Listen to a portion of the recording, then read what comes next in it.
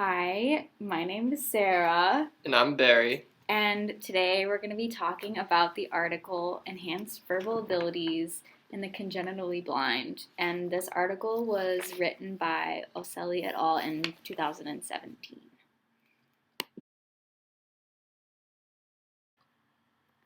Past research suggests that those who were born blind have better memory than those who can see. The thing is, we do not know if congenitally blind have better verbal memory or better memory abilities in general.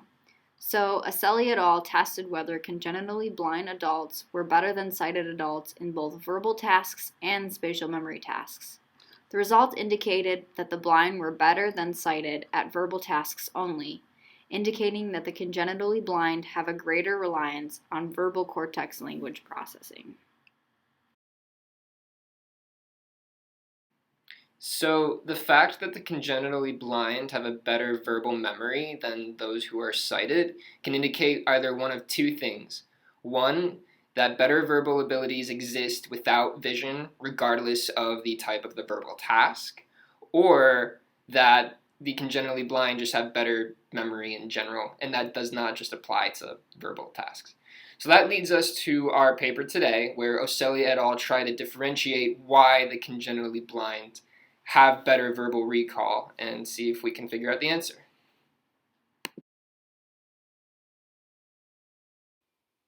Previous literature was briefly discussed in this paper. Castronovo and Delavine, as well as Pigeon and Marine Lemelay, mentioned that there are no differences between the blind and sighted adults in terms of their working memory. Additionally, Cornoldo et al. Also mentioned that their studies show that blind and sighted performed equally well on spatial memory tasks. This information will be beneficial to keep in mind as we further discuss the experiment and its findings.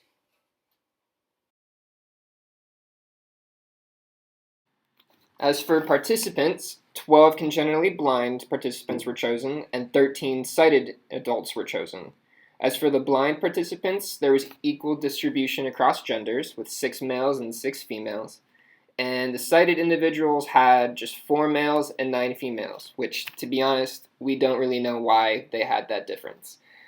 Both the blind and the sighted control participants were matched for age and years of education, as both of those may be factors that could affect memory and recall.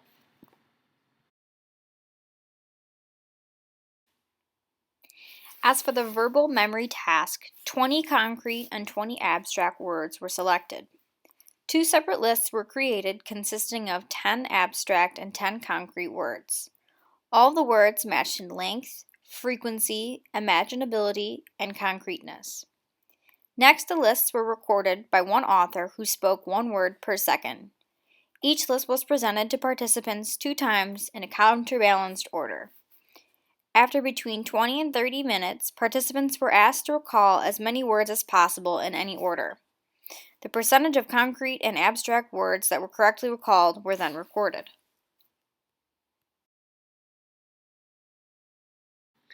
So another one of the verbal tasks that the participants were asked to participate in was the verbal fluency task. And these tests require participants to list as many words as they can in 2 categories. So one category is that participants are asked to list as many words as they can that begin with a particular letter, and that's phonemic fluency. And another test that falls under verbal fluency is when participants are asked to list as many words as they can think of that belong in a certain category, and that's semantic fluency. So these tests draw on both memory and language processing abilities.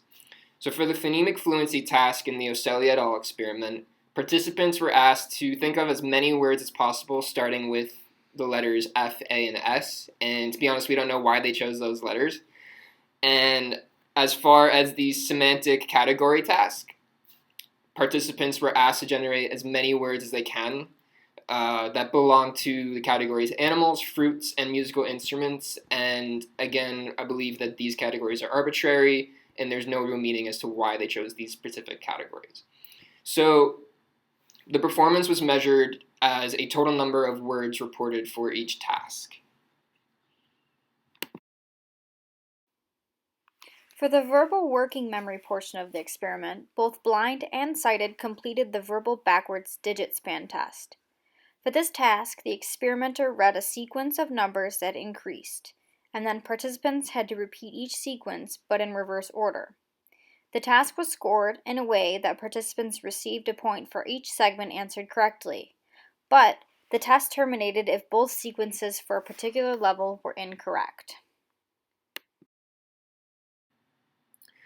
So for the spatial memory tasks, participants used a Corsi block test to assess their spatial memory abilities. Now, because of one group being blind, a more haptic version of the test was used to facilitate touch perception. And to do that, the experimenters coated some of the cubes with sandpaper in order to facilitate that discrimination. So we have a 5x5 matrix of removable plastic cubes with numbers on them and sandpaper to facilitate haptic touching.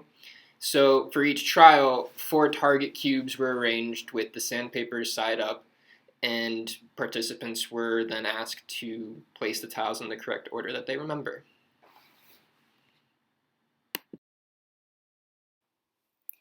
Participants were then allowed 10 seconds to optically explore the matrix with both hands. The point of this was to memorize the locations of target cubes.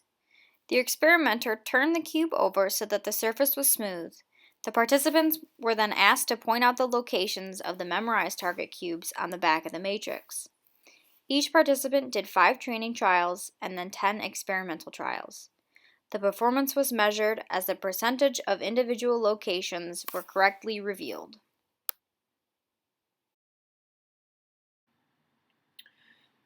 So another one of these spatial tasks is spatial imagery.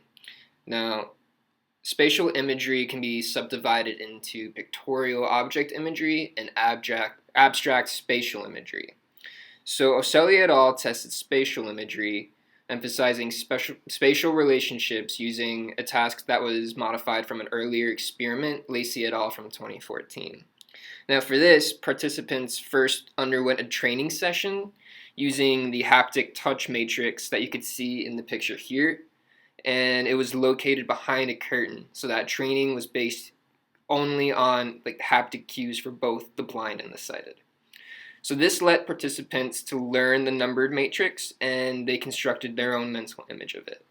So after training, participants completed 24 trials of the spatial imagery task, and they were required to imagine cells on a 1 through 25 5x5 matrix that you see here.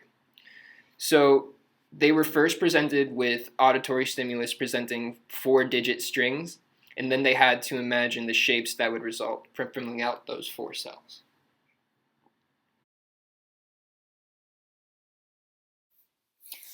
All participants underwent training sessions to make sure they could successfully construct a mental image. Additionally, all participants completed 24 trials of this task. In each segment, they heard 2 4-digit strings and then had to determine whether the 2 shapes provided were different or the same. Their performance was measured based on percentage of correct responses. So the results of the verbal tasks showed that in verbal memory, blind performed much better than sighted adults, and that age was related to performance, and that recall went down as age increased. Also, there seemed to be a gender effect included, as females recalled more items than their male counterparts. As for fluency tasks, they showed that the blind produced much more than the sighted participants, and that the number of items produced increased with the years of education.